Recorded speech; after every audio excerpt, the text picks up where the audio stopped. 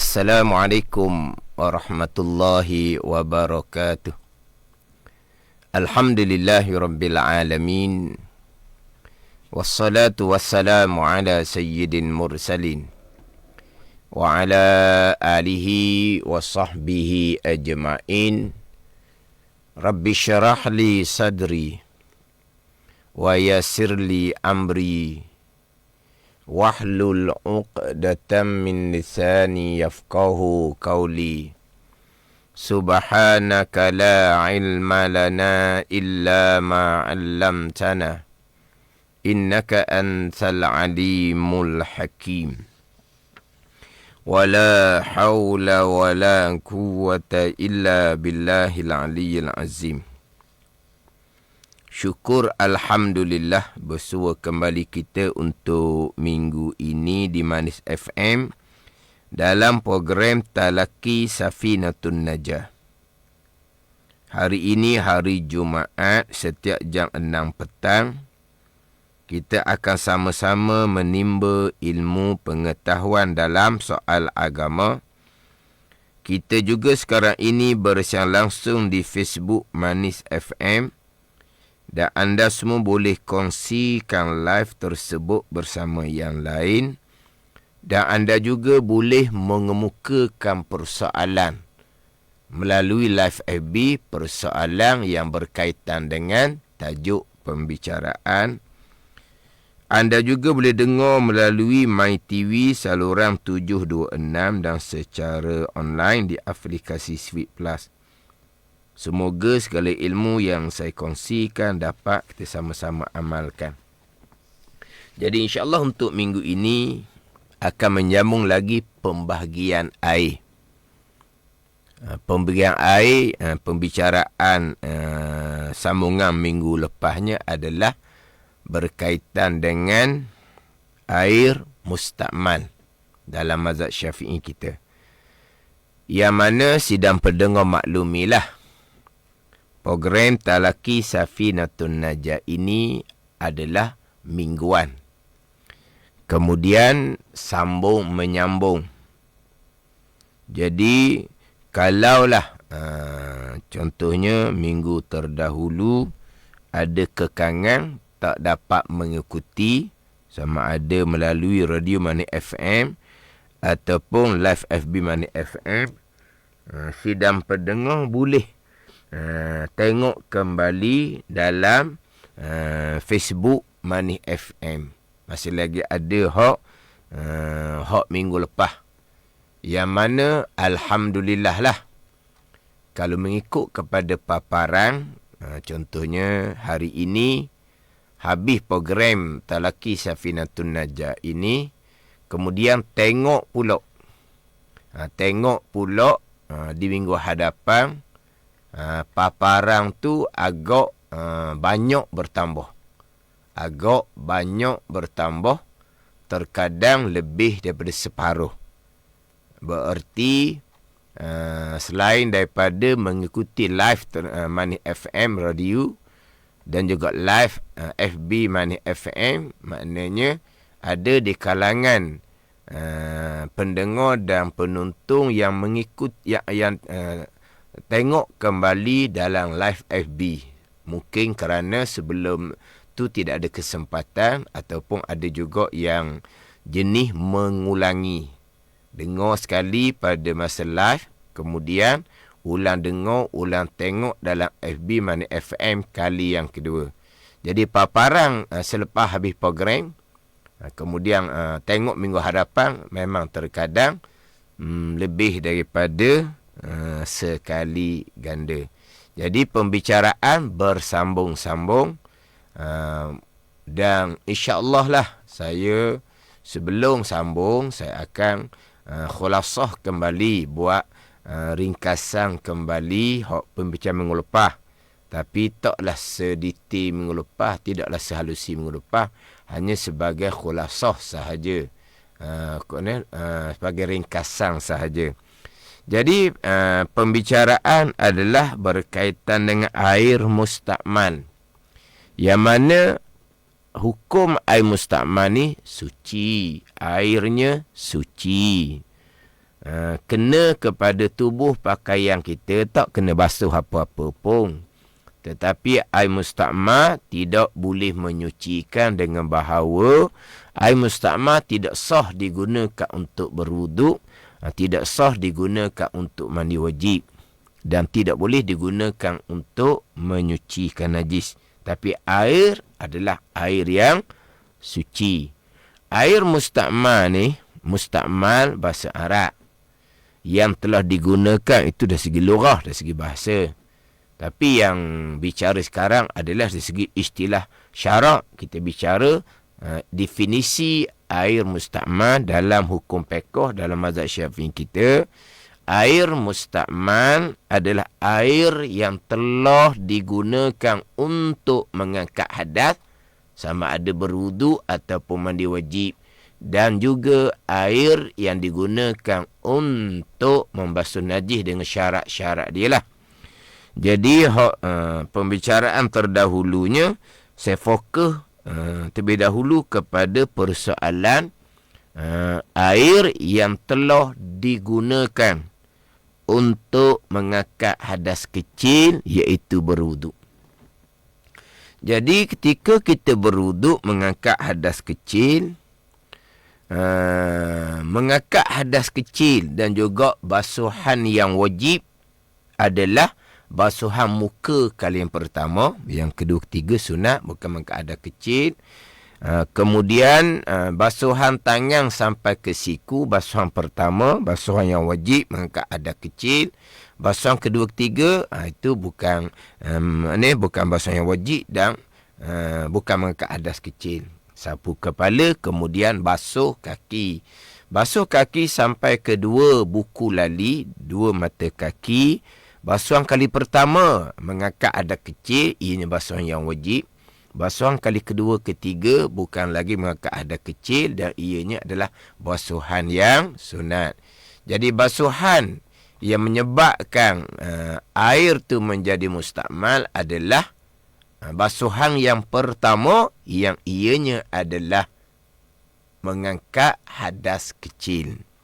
Mengangkat hadas kecil, yang mana minggu-minggu lepasnya saya pergi kepada contoh kita berwuduk menggunakan air satu baldi, sedikit air itu dipanggil.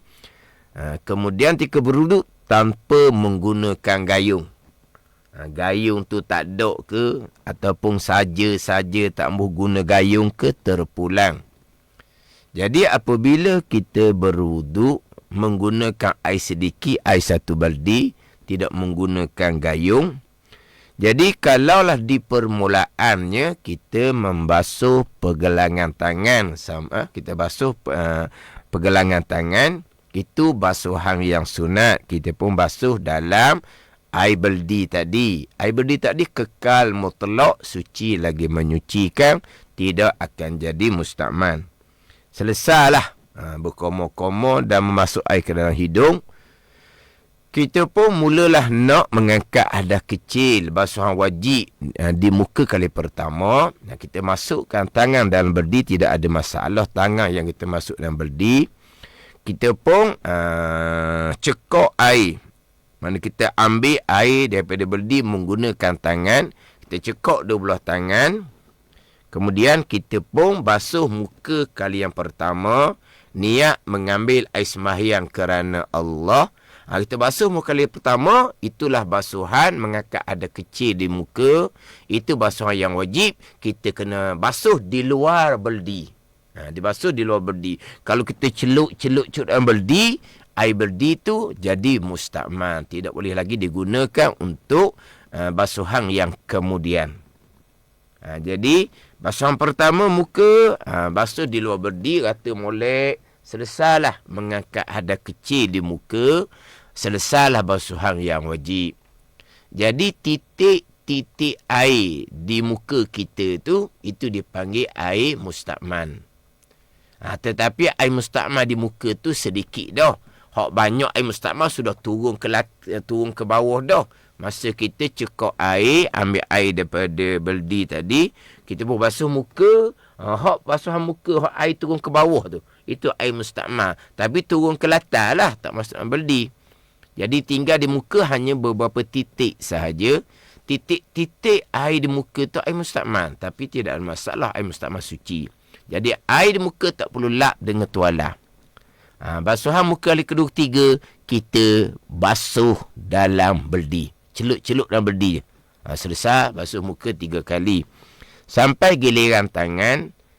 Apabila kita masuk tangan kita dalam beldi, berarti kita sudah memulai mengangkat hadas kecil di tangan sampai ke siku. Iaitu basuhan yang wajib, maka jadi mustakmal. Tapi kita tak pakai gayung.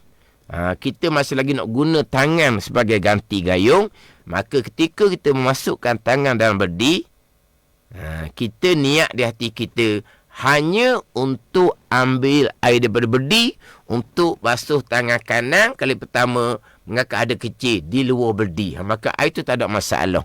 Masuk tangan, ambil dua tangan, cekak air dua tangan, kemudian basuh tangan kanan kali yang pertama, basuhan wajib maka hadas kecil, basuh di luar beldi. Tapi masa basuh tangan tadi tu, niat di hati hanya untuk ambil air daripada beldi, umpama ganti gayung untuk basuh di luar. Tapi kalau kita masuk tangan dalam beldi, selepas selesai basuh muka, sampai giliran tangan, sebab tangan anggota wuduk selepas muka. Kalau kita tak niat bahawa kita masuk tangan hanya sebagai ganti gayung, untuk ambil air basuh di luar, maka air dan beldi tu jadi mustakmal sebab tangan kita automatik terangkat hadas kecil, basuhan wajib kali yang pertama. Kepada ni. Kemudian selesailah basuhan kali pertama, kali kedua ketiga, basuh dan beldi sahaja. Samalah dengan basuh tangan kiri kali yang pertama, basuh di luar beldi, kali kedua ketiga basuh di dalam beldi. Kemudian selesailah tangan kitanya. Kita masuk tangan dah beldi pula sebab kita nak basuhkan tapak tangan untuk sapu kepala. Kita masuk tangan beldi tak ada isu apa dah sebab tangan kita sudah beres, selesai basuh yang wajib maka ada kecil di tangan. Sama juga tadi kita membasuh muka tadi, kita masuk tangan dalam beldi juga. Itu tidak ada masalah sebab selagi muka belum selesai, tak sampai lagi di giliran tangan sampai ke siku. Sebab tertib wuduk, susunan wuduk, selepas basuh muka baru sampai giliran tangan. Jadi sebelum basuh muka, kita masuk tangan dalam beldi, tidak akan mengangkat hadas kecil tangan sampai siku sebab muka belum basuh. Maka tu tidak ada masalah. Air kekal mutlak, suci lagi menyucikan. Selepas selesai basuh muka tu, sampai giliran tangan, kalau kita masih lagi nak ambil air daripada beldi menggunakan tangan. Kalau kita ambil gayung untuk basuh tangan kali yang pertama di luar beldi, tak ada isu lah. Untuk basuh muka kita menggunakan tangan. Kita cekok air, ambil air daripada beldi menggunakan tangan. Selesai basuh muka, nak basuh tangan kita pun ambil gayung. Sebab gayung kita ada. Kita pun ambil gayung, kita basuh tangan kanan kali pertama di luar beldi. Selesai. Terangkat ada kecil di tangan kanan. Kali kedua ketiga, masuk je tangan dalam beldi. Ambil gayung pula, basuh tangan kiri di luar beldi kali pertama. Kemudian kali kedua ketiga, tangan kiri tadi hanya masukkan ke dalam beldi sahaja tanpa menggunakan gayung. Kalau menggunakan gayung, air akan banyak digunakan. Sebab saya contoh masalah minggu lepasnya, ketiadaan air. Keputusan air kita kata. Jadi kita guna air satu beldi untuk berwuduk satu keluarga. Tapi pandai buatlah, air tidak akan jadi mustakmal. Kalau kita menggunakan gayung semata-mata, air akan banyak digunakan. Jadi berguna gayung untuk basuh tangan je lah. Selepas selesai membasuh muka. Kaki, basuhan kali pertama kita cekok air, basuh kaki di luar beldi. Tapi basuhan kali kedua, tiga pun di luar beldi jugalah. Tapi kalau air beldi kita sendiri, wuduk kita sendiri, kita basuh kaki kali kedua, ketiga, kaki kanan, kaki kiri, kita nak masukkan kaki kita dalam beldi, terpulanglah sebab air kita. Kemudian kaki kita. Yelah takut nak menggunakan gayung basuh kaki 3 kali di luar beldi. Jadi banyak air digunakan. Itu kalau pakai gayung. Kalau gayung tak ada, dia pakai orang Terengganu panggil tungging beldi tu, ataupun apa? Tungging beldi. Condongkan beldi untuk basuh di luar beldi. Lagilah banyak air akan mencurah-curah keluar. Kalau beldi, gayung tak ada, kita tak boleh cekok dengan tangan. Kita nak pakai beldi tu, kita senggengkan dia. Kita condongkan dia, lagilah banyak air tu digunakan. Tu terpulang atas masing-masing. Bandar ni. Ini bicara contoh dalam keadaan ketiadaan air. Tapi kalau ada air pun buat gitu, buat gila. Cuma saya nak bicara sekarang, kita berwuduk menggunakan air satu beldi. Kalau pandai cara buat air dan beldi tu, tidak akan jadi mustakmal. Walaupun air dan beldi tu air yang sedikit. Salah. Hak ni kira pengulangan kembali hak minggu lepas. Jadi hak mengangkat hadas kecil adalah wuduk yang wajib. Dia ada wuduk yang sunat. Dia ada wuduk yang sunat. Kita tahu tak wuduk yang sunat? Kita wuduk sentiasa, itu wuduk yang wajib. Kita wuduk sentiasa, itu adalah wuduk yang wajib mengangkat hadas kecil. Wuduk yang wajib mengangkat hadas kecil. Dia ada wuduk yang sunat. Wuduk yang mana kita disunatkan berwuduk. Kita disunatkan berwuduk. Dia panggil wuduk sunat. Wuduk sunat kita, kalau nanti insya-Allah saya akan pergi kepada mandi wajib mengangkat hadas besar, dan saya akan pergi kepada mandi sunat. Mandi sunat ni tu kita sangat tahulah. Mandi sunat pagi Jumaat tadi, mandi sunat hari raya, tu kita sangat tahulah. Hak mandi sunat bukan mengangkat hadas besar, tapi mandi sunat. Kalau wuduk sunat ni, kemungkinan ada yang tahu, kemungkinan ada yang tak tahu. Dia wuduk sunat ni sidang pendengar, wuduk yang diperbaharukan. Wuduk yang diperbaharukan. Dipanggil tajdidul wuduk. Dipanggil tajdidul wuduk. Wuduk yang diperbaharukan. Cuma kita ni perbaharukan wuduk ni, ada orang faham air wuduk tu batal dah. Kita perbaharukan. Jadi macam ginilah. Kita perbaharukan lesen. Kita perbaharukan ruktek. Bila kita perbaharukan lesen kita mati dah. Kita perbaharukan ruktek kita mati dah. Kita pun perbaharu. Adapun tajdidul wuduk, kita perbaharukan wuduk ni bukan dengan makna wuduk kita batal, kita ambil wuduk semula. Tidak ambil perbaharu tu. Tak ambil perbaharu. Perbaharu ni gini sidang pendengar, wuduk kita masih lagi ada. Kemudian kita sembahyang dah dengan wuduk tu. Kita guna dah untuk sembahyang.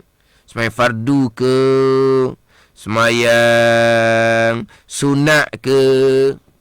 Kita nak sembahyang fardu yang lain, wuduk ada lagi, belum lagi batal wuduk. Kita nak sembahyang lain ni, sembahyang fardu yang lain, sembahyang sunat yang lain, kita disunatkan perbaharukan wuduk. Ambil wuduk lain pula. Wuduk yang tadi tu, wuduk tadi tu boleh pakai lagi. Wuduk yang tadi tu tak ada batal pun laginya. Kita maknanya masih lagi berwuduk. Kita dalam keadaan masih lagi suci daripada hadas kecil. Tetapi syariat menghukumkan sunat.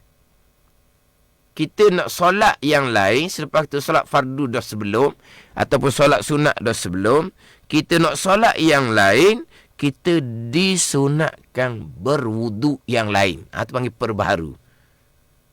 Apa ada ni? Bukan perbaharu wuduk batal bukan. Sebab contoh tadilah. perbaharukan lesen, perbaharukan rotek, memanglah lesen mati dah. Rotek mati dah. Kita pun perbaharu. Perbaharukan wuduk, bukan wuduk batal. Bukan. Jangan masalah faham pula. Wuduk masih lagi ada. Tapi wuduk tu sudah digunakan untuk solat fardu ataupun solat sunat yang terdahulu. Kita nak solat lain kemudian. Disunatkan kita ambil wuduk lain. Pada sunat. Yang Nabi SAW bersabda, man tawadda'a ala tuhrin falahu asyru hasanat. Atau kama qal. Sesiapa yang berwuduk dalam keadaan dia masih lagi suci daripada hadas kecil, maka baginya 10 kebajikan. 10 kebajikan. Dia panggil nurun ala nur. Cahaya atas cahaya. Apa maksud cahaya atas cahaya? Wuduk yang pertama belum lagi batal. Cahaya wuduk pertama masih lagi kekal. Kita pergi wuduk kali yang kedua, kita datangkan cahaya yang kedua, maka dia panggil nurun ala nur, cahaya atas cahaya. 2 kali cahaya. Wuduk yang pertama masih lagi kekal, belum batal, bercahaya. Kita wudukkan yang kedua pula, maka double cahaya. Datangkan cahaya atas cahaya yang masih lagi ada. Sunat seumpama tu. Ni kadang-kadang bukan nak memperbaharukan wuduk. Wuduk nak batal dah. Wuduk nak terkentuk dah. Khipuk muka-muka, tahan supaya wuduk kentuk tak keluar. Sayang ke wuduk. Wuduk guna dah untuk solat sebelum. Solat maghrib lah kita kata. Belum masuk waktu isyak, rasa nak kentuk. Dia tahan daripada kentuk sampai ke khipuk muka-muka. Sayangnya, bukan sayang, malahnya nak ambil wuduk baru. Walahal, wuduk hok comel-comel laginya, belum batal-batal pun laginya, nak solat isyak, sunat perbaharukan wuduk, ambil wuduk lain pula. Sidang pendengar, kalau amalan sunat ni, kita tidak pernah melakukan kerana kemungkinan kita tak tahu, maka dimuakkadkan, dikuatkan tuntutan sekurang-kurang kita buat sekali. Buat sama-sama tu terbaik. Tambahan pula di tempat kita air banyak sangat-sangat, tak payah mana nak berwuduk berkali-kali. Sekurang-kurangnya muakkad atas kita, kuat tuntutan atas kita, buat sekali. Contoh ni malam ni, solat maghrib, nak solat isyak, wuduk masih lagi kekal, belum batal, ambil wuduk lain untuk solat isyak, sunat. Maknanya satu-satu amalan sunat, kalau kita jenis malah nak buat, dituntut kepada kita sebagai tuntutan yang kuat. Sekurang-kurangnya kita buat sekali. Apa kelebihannya? Sampai di pada mahsyar, ketika dibahagikan pahala wuduk sunat ni, sunat wuduk ni perbaharukan, kita ada bahagian walaupun hanya sekali. Kalau kita tak pernah buat, pahala wuduk sunat, wuduk ini perbaharukan, kita khising orang panggil. Khising ni logat Terengganu lah, khising ni. Khising ni logat Terengganu. Khising ni maknanya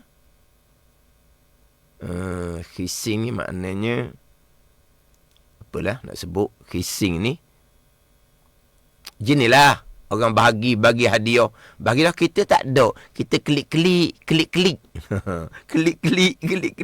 Khising kalau panggil, tak ada bahagian. Kita dalam FB hari ni kurang sedikit ni. Kurang sedikit lah dalam FB ni. Yang mengikuti live ni ramai. Tapi dalam komen itu, baguslah macam sebut ngulpa lah. Jangan banyak sangat duduk sibuk dalam FB, fokus pada pengajian. Melainkan kalau ada masalah-masalah yang nak ditanya, aku mukakan soalan. Ini lebihnya kalau orang ikut live FB, dia ada persoalan, dia boleh kemukakan persoalan. Sama ada saya segera respon jawab ataupun saya tangguhkan kemudian. Kalau soalan tu yang tidak berkaitan, Tengoklah macam mana saya perlu jawab ataupun tidak. Kalau yang tidak berkaitan. Ni. Jadi, siapa masa dibahagi hadiah upah pahala kepada orang wuduk sunat, kita tak pernah buat. Maka kita pun dengar saja. Khising kitanya. Tak ada bahagian. Jadi, baru tahu hari ni, malam ni buat lalu. Maghrib, solat dah. Isyak, wuduk masih lagi ada. Ambil wuduk baru. Dia panggil tajdidul wuduk.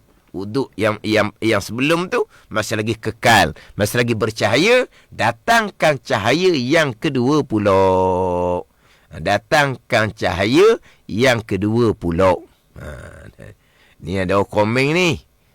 Dia kata buat semua dah ustaz. Lepas mayang garik, tunggu isyak lambat.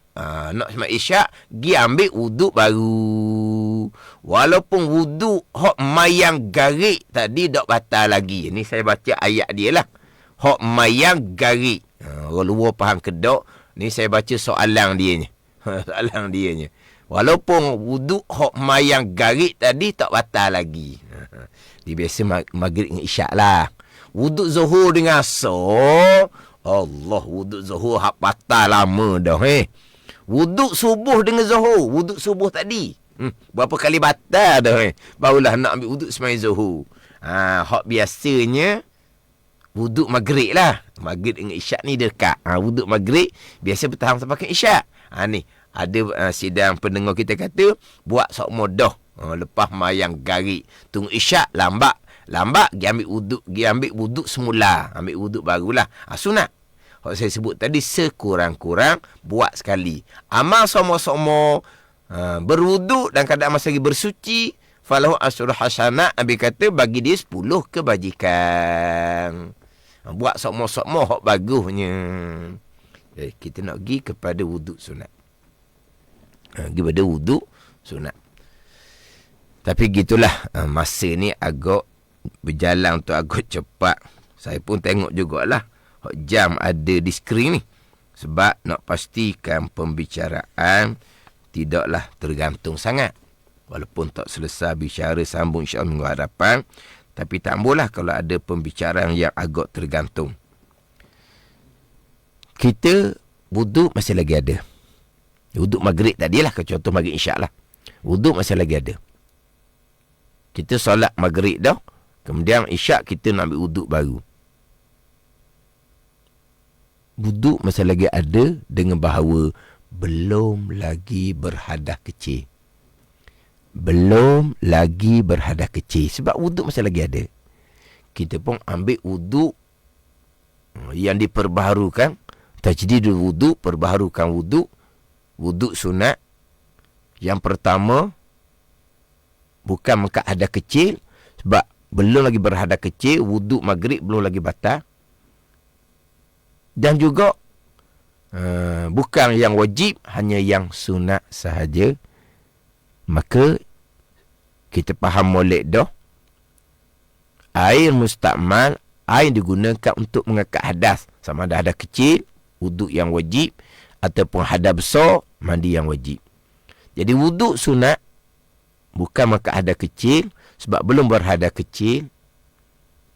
Maka wuduk sunat, basuhan kali pertama sekalipun, basuh muka dan berdi kali pertama sekalipun, basuh tangan sampai ke siku dan berdi kali pertama sekalipun, basuh kaki dalam berdi basuh kali pertama sekalipun, air berdi tadi kekal mutlak, tidak akan jadi mustakmal. Basuh muka pertama, basuh sampai siku kali pertama, basuh kali pertama. Sapu kepala, saya tak sebutlah sapu kepala sebab kita tak basuh kepala, kita hanya basuhkan tangan, kita pun sapu kepala. Jadi sebut basuh ni, basuh muka kali pertama, basuh dan berdi, air sedikit. Basuh tangan kali pertama, basuh dan berdi, air sedikit. Basuh kaki pertama pun basuh dan berdi juga. Tadilah air kita, kaki kita, kop anda kita lah. Jadi mustakmal ada air? Tidak sama sekali. Sebab basuhan muka pertama bukan maka ada kecil. Basuhan tangan sampai siku pertama bukan maka ada kecil. Basuhan kaki pertama pun bukan maka hadas kecil. Sebab apa? Sebab kita belum berhadas kecil.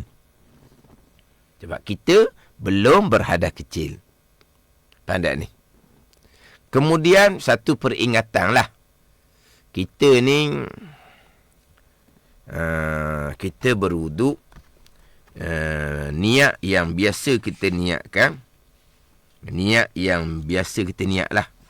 Dahulu sudah bicara rukun wuduk ada 6. Dahulu bicara di muka 3 dahulu. Dan kitab Safinatun Najah sudah bicara rukun wuduk yang 6 perkara. Jadi saya sudah sentuh dah. Ketika membicarakan rukun wuduk yang pertama, niat. Niat ni banyak niat. Dia ada beberapa niat, 9 niat yang kita boleh niatkan wuduk ni. Macam-macam niat lah. Tapi niat yang masyhur, yang biasa kita berniat adalah ketika membasuh muka kita berniat, saja aku mengambil wuduk ataupun mengambil air sembahyang kerana Allah. Itu yang pertama. Yang kedua, niat yang kita biasa berniat, saja aku mengangkat hadas kecil kerana Allah. Ni 2 niat yang paling masyhur, yang banyak orang berniat. Saja aku mengambil wuduk ataupun saja aku mengambil air sembahyang kerana Allah. Yang pertama. Yang kedua, saja aku mengangkat hadas kecil kerana Allah. Jadi, kena ingatlah sikit. Niat saja aku mengambil wuduk kerana Allah, tak ada masalah comel loteng lah. Jangan niat saja aku mengangkat hadas kecil kerana Allah. Sebut dah tadi kan, wuduk belum lagi batal. Masih lagi belum berhadas kecil. Kalau kita basuh muka niat saja aku mengangkat hadas kecil kerana Allah, mengangkat hadas kecil macam mana? Belum lagi berhadas kecil. Belum kentut pun laginya, belum batal wuduk berhadas kecil. Macam mana? Jadi wuduk yang diperbaharukan ni, yang hukumnya sunat ni, dalam berniat tidak sah niat saja aku mengangkat hadas kecil kerana Allah, kerana belum lagi berhadas kecil. Jadi niatnya macam mana? Saja aku mengambil wuduk kerana Allah. Niat gitu. Tak boleh niat saya mengangkat hadas kecil. Kalau kita berwuduk, wuduk sebelum tu sudah batal, kita memang berhadas kecil, kita niatlah saja aku mengangkat hadas kecil kerana Allah, ataupun niat saja aku mengambil wuduk kerana Allah. Tetapi kalau belum lagi berhadas kecil, wuduk belum lagi batal, jadi kalau kita basuh muka niat saja aku mengangkat hadas kecil kerana Allah, tak boleh lah, tak sah niat gitu. Itu nak kena jaga sikit lah. Ketika basuh muka kali pertama, kita berniat, tidak boleh niat saja aku mengangkat hadas kecil kerana Allah. Jadi jelas di sini, wuduk yang diperbaharukan ni wuduk sunat, bukan mengangkat hadas kecil. Maka wuduk sunat ni, walaupun basuhan kali pertama, basuh muka, basuhan sampai siku, basuh kaki, kali pertama tiba-tiba dicelup, dimasukkan muka dan berdi air sedikit. Air berdi kekal mutlak, tidak akan jadi mustakmal. Itu je lah. Itu wuduk yang sunat. Nanti bicara mandi sunat itu mudah. Bicara mandi sunat itu mudah. Nak pindah kepada air mustakmal ni, air yang digunakan untuk mengangkat hadas, hadas kecil berwuduk, hadas besar mandi wajib. Nak pergi kepada air mustakmal yang digunakan untuk mengangkat hadas besar, iaitu mandi wajib. Tapi mandi wajib ni tak apalah. Sebab mandi wajib ni, orang memang mandi tak ada, mandi dalam koloh tak ada mandi wajib ni. Kalau mandi dalam sungai, tu air banyak, tak ada bicara tu. Kalau mandi dalam koloh, koloh rumah lah, bukan koloh masjid, koloh rumah. Rumah dia tu koloh besar. Cukup sukatan 2 koloh. Lingkungan 230 liter. Dia buat koloh besar rumah dia. Ketika berwuduk, dia boleh basuh muka dalam koloh besar tu. Koloh dah besar mana 230 liter ni. Tapi koloh tu sampai sukatan 2 kulah dia panggil. Kita panggil 2 koloh lah. Sampai sukatan 2 kulah, lingkungan 230 liter.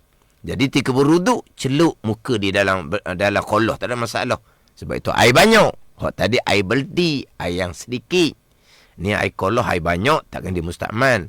Bukan kata berwuduk sahaja. Celup dalam kolah yang air 2 kolah ni. Bahkan kalau nak mandi wajib pun, nak berenang dalam kolah dalam bilik kita, boleh, tak ada apa-apa kan. Mandi wajib masuk dalam kolah tu. Tak payah pakai gayung-gayung. Lebih-lebih lagi kalau orang yang diuji dengan penyakit waswas. Ada penyakit waswas? Kalau mandi wajib, Allah lah, 1 jam tak sudah lagi dalam bilik mandi. Mandi wajib punya pasal. Tak usah pakai air pahit. Buat kolah besar sampai sukatan 2 kolah. Kolah rumah kita ni. Jangan pergi masuk dalam kolah masjid. Masuk dalam kolam masjid, nampak dia orang ikat di tiang masjid lah jawapan dia. Ikat di tiang masjid. Atau orang tanya tu, tu kolam mandi. Kolam mandi tak ada apa-apa. Kalau kolam mandi, kolam mandi ni siapa ada air 2 kolah 230 liter. 230 liter. Ribu-ribu liter kolam mandi tu. Memang ribu-ribu liter mandi masjid dalam tu lah. Tapi itulah, kolam mandi ni, jangan-jangan jumpa kolam mandi ni. Kolam rumah kita, buat kolam besar sikit. Ni orang waswas ni, dia waswas pun buat lah kolam. Kolam besar sikit, sampai time berhadap besar, mandi wajib masuk dalam tu je. Masuk dalam tu je. Tapi kalau orang waswas ni, ada kolam mandi dalam kawasan rumah dia, tu lagi baik. Dia berhadap besar, terjun dalam kolam mandi, mandi wajib. Lebih baik laginya, orang waswas ni buat rumah tepi sungai, tepi laut. Berhadap besar je, nak mandi wajib, terjun sungai, terjun air laut. Selesai sekejap je. Ni macam mana ni? Buat kolah. Kolah besar, cukup cukatan 2 kolah. Berwuduk, celup dalam kolah, tak ada apa-apa. Kita maklum tu, macam kolah masjid tu lah. Orang berwuduk macam mana cara buat. Air banyak tidak akan jadi mustakmal dengan kita berwuduk dengan keadaan kecil. Kolah rumah kita bukan hanya digunakan untuk berwuduk, bahkan digunakan juga untuk mandi wajib. Orang tak buat tu saya bicara hukum je ni, bukan suruh buat pun. Cuma saya syorkan tadi kepada orang waswas. Orang dia mandi wajib sampai ke nak syuruk, nak habis waktu subuh, akhirnya dia meninggalkan subuh, berdosa besarlah dianya, nama tercatat di pintu neraka sebab dia sudah meninggalkan sembahyang fardu subuh. Ustaz, dia tinggal sembahyang fardu subuh ni bukan sengaja. Dia tak puas hati mandi wajib, takut tak rata. Hak tu bukan kata tak sengaja. Sengaja ikut godaan syaitan. Dia tak sengaja. Ni tanya, bathtub hotel boleh ke ustaz? Bathtub hotel ni wallahu a'lam lah. Tengok sukatan air dia. Sampai dok 230 liter. Sampai dok. Ini sidang pendengar jangan pakau saya kata ni. Kena cek molek. Tapi serasa saya lah. Allah rasa ni tak boleh ni buat hukum ni. Siapa 2 kolah 2 kali 230 liter. Rasa saya ni jangan pakai betul-betul. Cek molek. Cek dia punya keluasan dia apa semua. Ada satu soalan dalam FB ni, Adi MN. Kolam mandi awam boleh ke yang bercampur ramai orang tu? Apa masalah? Boleh ke? Maknanya boleh ke mandi wajib lah. Bercampur ramai orang tu, apa masalah apa? Ke dia tulis di tepi kolam awam tu, jangan mandi wajib di sini. Ada tak? Kan kolam-kolam awam ni kan dia banyak dia punya hak peraturan dia kan. Hak tak boleh dilakukan. Hak jangan tu banyak. Di kolam awam tu ada tak ditulis? Kolam awam ini jangan sesiapa mandi wajib di dalamnya. Mandilah sama orang ramai, apa masalahnya? Tak payah sibuk lah. Saya mandi wajib ni. Tak payah duk nyuruh gitu. Sudahlah. Tapi tak ada isu apa. Sebab air tu tak ada apa-apa pun. Tak kena dia rosak pun air tu. Sebab air banyak. Tak air banyak. Balik kau tak soalan tu. Kolam mandi awam boleh ke yang bercampur ramai-ramai orang? Boleh sangat-sangat. Cuma bathtub tu minta maaf lah. Saya gamuk tadi tu kena cuba tanyalah orang yang kerja hotel ke. Siapa ada sukatan 230 liter? Bathtub hotel lah biasanya. Di rumah pun boleh buat. Ada pula komen sini, mungkin kolam awam bercampur air kencing.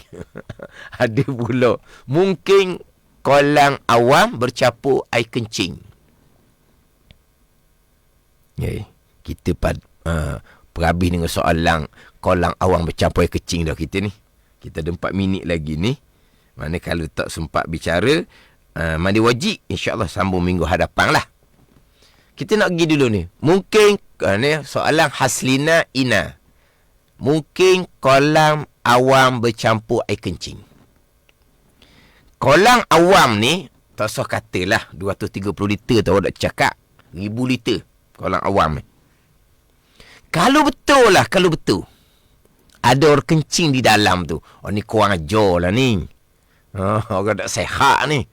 Tak ada orang kencing dalam air kolam awam tu. Orang tak sehat. Orang tok siomang. Orang tok siomang. Ni ada kata pastikan air sampai 2 kolah, ia letak 217 liter. Dia dalam setengah kereta lingkungan 230 liter. Paling kurang 210, paling banyak 270. Yang sebut tengahnya 230 liter. Sebab dia sukatan 2 kolah ni dalam buku-buku baru ni agak tak sama dia punya sukatan dia. Tak apalah tu nya. Kalau adalah ada soalan apa ni? Adakah air kelapa itu air mutlak? Ni soalan sungguh ke? Soalan apa ni? Adakah air kelapa itu air mutlak? Ambillah air kelapa, ambil semayang. Air kelapa, air mutlak. Ke mana? Air itu bukan air mutlak. Air mutaghayyir, orang panggil. Air itu air suci yang tidak boleh menyucikan. Jadi kita pergi pada kolam awam bercampur air kencing. Kalau betul ada kencing, kita tak akan sedar. Sebab dia tidak merubahkan air.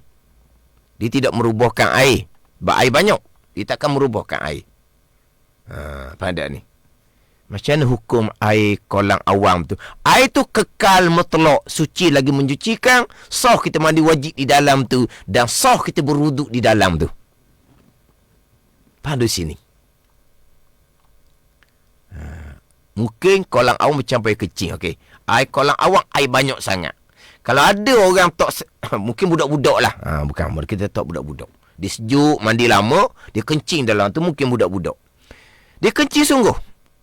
Tapi berubah dah air kolam awam tu yang kencing? Tak akan berubah. Sebab air banyak.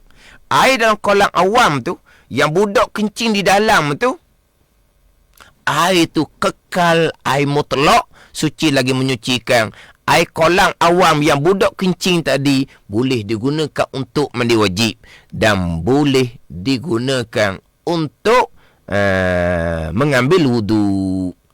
Ni ada satu soalan Azizatul Akmal ni, kolam yang ada klorin macam mana ustaz?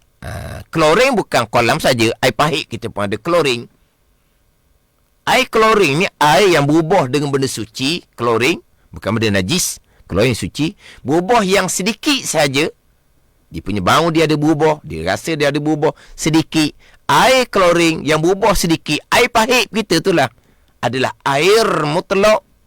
Bukan air kolam saja, air pahit kita, air klorin adalah air mutlak.